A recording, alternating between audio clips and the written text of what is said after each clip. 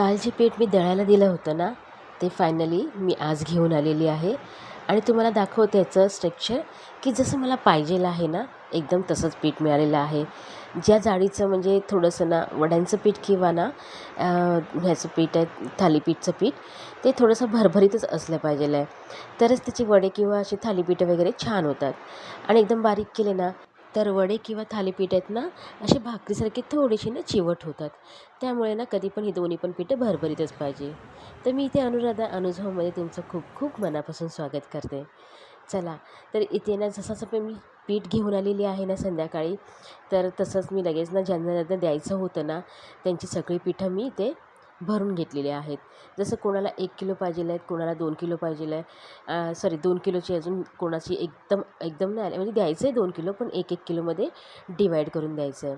तर इथे सगळे मी पिठं वगैरे आहेत ना सगळे माझ्याकडे हा छोटासा काटा आहे, त्याच्यावरती मी सगळं वजन करून घेतलेलं आहे. कोणाला 1 किलो पाहिजेल आहे, 2 किलो पाहिजेल आहे, कोणाला ह्याचे पीठ पाहिजेल आहे, वड्यांचं पीठ पाहिजेल आहे. त्याप्रमाणे सगळे मी ना पिठं इथे काटा न मारता एकदम प्रामाणिकपणे ना सगळी पिठं मी इथे भरून घेतलेली आहेत. तुम्हाला मी दाखवते पण शेवटी. आता हे पीठ जे मी भरलेलं आहे ना, ते 1 किलो भरलेलं आहे. ते पण मी वड्यांचं पीठ आहे हे. तर इथे मस्तपैकी म्हणजे 1 किलोपेक्षा थोडंसं ना 20 ते 25 ग्राम जे असतं ना, ते जास्त भरलेलं आहे. आता इथे वड्यांचं पिठाचं बाजूला करून मी तर जे थालीपीठचे पीठ वगैरे जेवढे पाहिजेल आहेत ना, ते सगळे मी इथे भरून घेतलेले आहेत.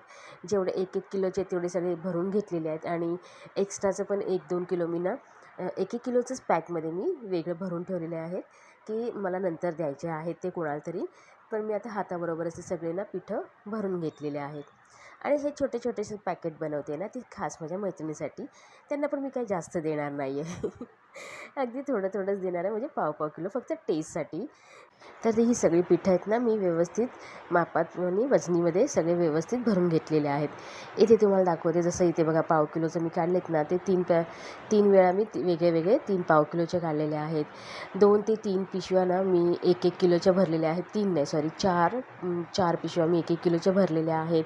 परत अर्धा-अर्धा किलोच्या 4-5 मी भरून ठेवलेल्या आहेत, जेणेकरून मला लगेच कोणी मागितलं की काढून देता येईल कधी, किंवा नाहीतर मी जर कामाला वगैरे गेली असेल आणि मागितलं असेल ना, तर मग मी मिताली लगेच त्यातून अर्धा किलोचं वगैरे असं पॅकेट काढून देईल. अशाप्रमाणे मी सगळी पिठं तुम्हाला दाखवते की बघा, इथे सगळे मी अशी पिठं भरून ठेवलेली आहेत आणि आता ते व्यवस्थित पॅक वगैरे करणार आणि त्यांच्याकडे मी पोचवून घेईल.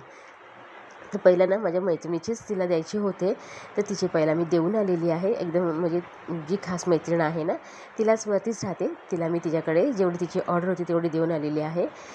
ते मी सगळं पिठाचं सगळं काम करत असतानाच इथे एका साईडला भात आणि अंडी उकडायला टाकलेली. तोपर्यंत व्यवस्थित माझं बघा भात पण झालेला आहे आणि अंडी पण उकडून झालेली आहे. फक्त मला ना त्या अंड्याचं फोडणी घालायची आहे आणि भाकरी बनवायची आहे.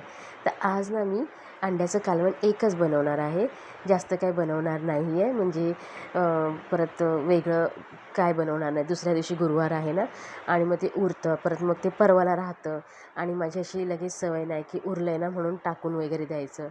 केव्हा केव्हा माझ्याकडनं अशी खूप मोठी चूक होते की अन्न मी केव्हा केव्हा खरंच ना अशी 2-3 दिवस मुलांनी वगैरे पण नाही खाल्लं ना, मग ते राहतं वशाटाचं काय असेल तर, आणि शेवटी मला फेकून द्यावं लागतं. पण तसं न करता मी आज ना एकदम शॉर्टकटमध्ये अंड्याची एकच कढी बनवणार आहे. त्याच्यासाठी अंडी तर उकळून घेतलेली आहे. आता फोडणीला फक्त मी ना मस्तपैकी कांदा आणि टोमॅटो असं लांब लांब कापून घेतलेले आहेत. छोटे छोटे 2 कांदे घेतलेले आणि छोटे छोटे 2 टोमॅटो घातलेले आहेत. छान तेल तापल्याच्या नंतर ह्याच्यामध्ये घातलेलं आहे फोडणीला आणि ते छान असं मऊ होईपर्यंत थोडंसं परतून घेतलेलं आहे. इथे तुम्ही बघू शकता अंडी पण मी इथे थोडंसं कट मारलेलं आहे, कारण की जेणेकरून ना अंडं मी कट करणार आहे जेव्हा कालवणामध्ये टाकेल ना, तेव्हा अर्धे अर्धे करणार आहे. पण हे असे थोडेसे कट मारले ना की अंड्याच्या ना आतपर्यंत 2 साईडचे भाग केलेले असतात ना, त्याच्यामध्ये पण मस्तपैकी असा मसाला त्याचा लागतो, म्हणून मी असं केलं. केव्हा केव्हा मी ना फ्राय करून पण टाकते, तेव्हा पण तुम्ही ट्राय करून बघा. जेव्हा कालवण बनवता ना अंड्याचं, तेव्हा फ्राय करून पण टाकायचे, खूप छान लागतात. म्हणजे पूर्ण मसाल्यामध्ये फ्राय करायचं, मीठ आणि मसाला घालून फ्राय करायचं.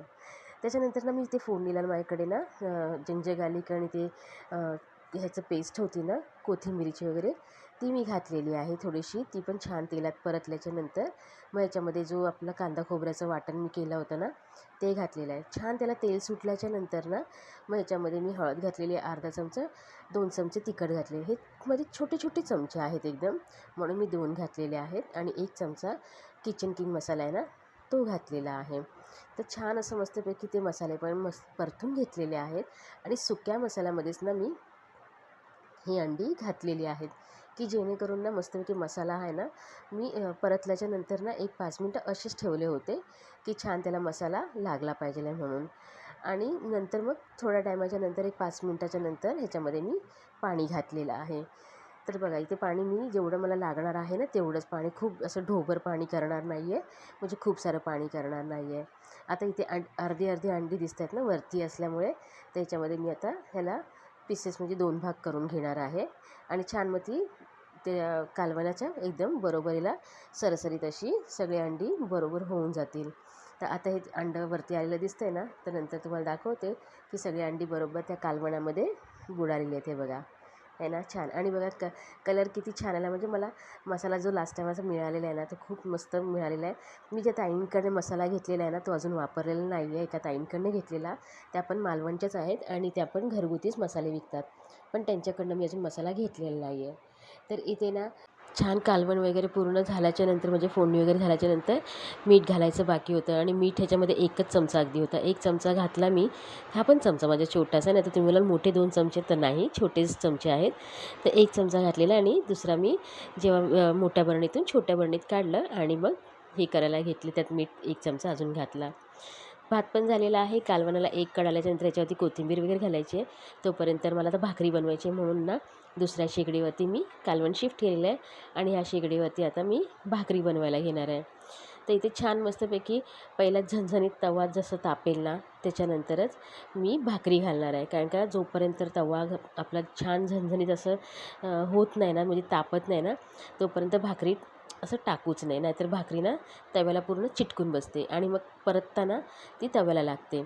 तर इथे माझी एक भाकरी होईपर्यंत गॅस फास्ट केला आत्ता मी, कारण की माझं पूर्ण भाकरी अजून थापून झालेली नाही आहे, तोपर्यंत स्लो गॅसवरतीच होते.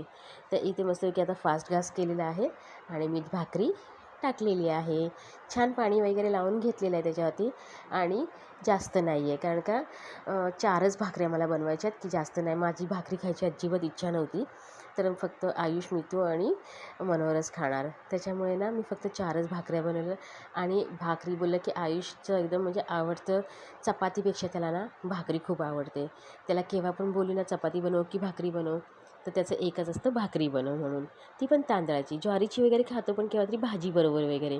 पण तांदळाची कशी असते भाकरी, की मोस्ट ऑफ सगळ्याच भाजीबरोबर, नॉनव्हेजबरोबर, चिकन, मटन, मच्छीबरोबर, म्हणजे कशाबरोबर पण तांदळाची भाकरी चालून जाते. पण ज्वारीची भाकरी ना मोस्ट ऑफ माझ्याच मते, मी पण असंच असतं माझं, की ज्वारीची वगैरे भाकरी आहे ना, ज्वारी बाजरीची, ती भाजीबरोबर किंवा पालेभाजीबरोबर खूप छान लागते.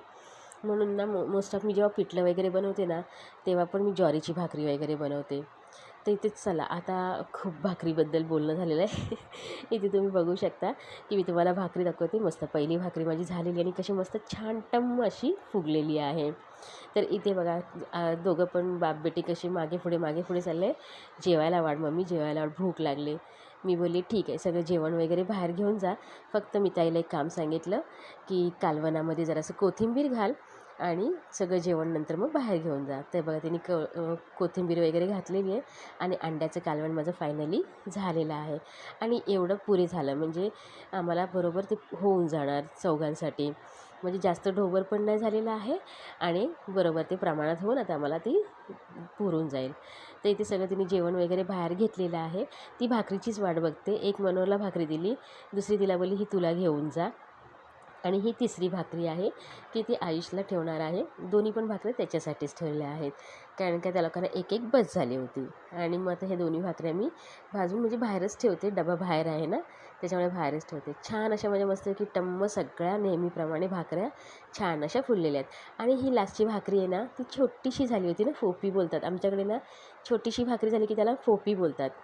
ती मस्तपैकी बनवून घेतलेली आहे, एकदम पण छोटी नाही झालेली आहे, थोडी मीडियम म्हणजे छोट्या साईजची झालेली आहे.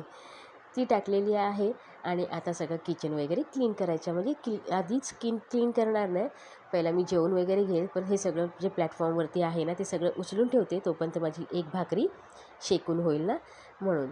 चला मस्तपैकी आता माझं जेवण वगैरे झालेलं आहे आणि फायनल राहिलेलं आहे माझं किचनचं काम राहिलेलं आहे. तर इथे पहिला सगळी भांडी वगैरे रिकामी करून घेतलेली आहे, कारण का आयुष अजून मेडिकलमधून आला नव्हता. सगळी भांडी वगैरे काढून घेतलेली आहे, फक्त भाताचा टोप तसाच राहिला होता. तर उद्या गुरुवार असल्यामुळे नेहमीप्रमाणे तुम्हाला अगोदर पण मी नाईट क्लिनिंग कदाचित दाखवलेलं, त्याच्यामध्ये पण मी दाखवलेलं की मी रात्रीचं क्लिनिंग म्हणजे मोस्ट ऑफ सोमवारी आणि रविवारी आणि बुधवारी मी अशी क्लिनिंग करते, डीप क्लिनिंग करते. नाहीतर मी क्लिनिंग करते, तुम्ही बरेच वेळा बघितलं पण असाल की माझी क्लिनिंग वगैरे कशी असते, कारण की मी साबण लावून वगैरे प्रत्येक टायमाला करत असते. पण हे सगळे आजूबाजूचं सगळं काढून सगळं गॅस असा उलटापालटा करून ते माझं फक्त रविवारचं असतं. रविवारचं मनोर धुवून घेतो पूर्ण किचन आणि बुधवारी माझं काम असतं, कारण का तो कामाला बसलेला असतो ना, म्हणून मी त्याला सांगू शकत नाही. तर छान मस्तपैकी मी ना सगळं साबण वगैरे लावून ना गॅसला म्हणजे शेगडीला मागे पुढे गॅस लावून घेतलेला आहे साबण, आणि समोरच्या भिंतीवरती पण सगळं ना नॉनव्हेजचं तेल उडालेलं असतं, चिटचिट उडालेलं असतं, तेलकट वगैरे ना, तर ते मी तिकडे पण व्यवस्थित छान असं साबण वगैरे लावून घेतलेलं आहे. आणि आता झालेलं आहे की सगळं गॅस वगैरे व्यवस्थित पाण्याने धुवून घ्यायचं आहे. अगदी मी ह्याच्यावरचे जे शेगडी बर्नल वगैरे सगळं असतं ना, ते सगळं काढून मला धुवावं लागतं, कारण का नॉनव्हेज बोललं तर काय होतं, इथे तिथे आपण चमचा ठेवलेला असतो कधी कधी, आणि माझी तर सवय आहेच पटकन काढायचं आणि त्या गॅसच्या ह्याच्यावरती बाजूला ठेवून द्यायचं.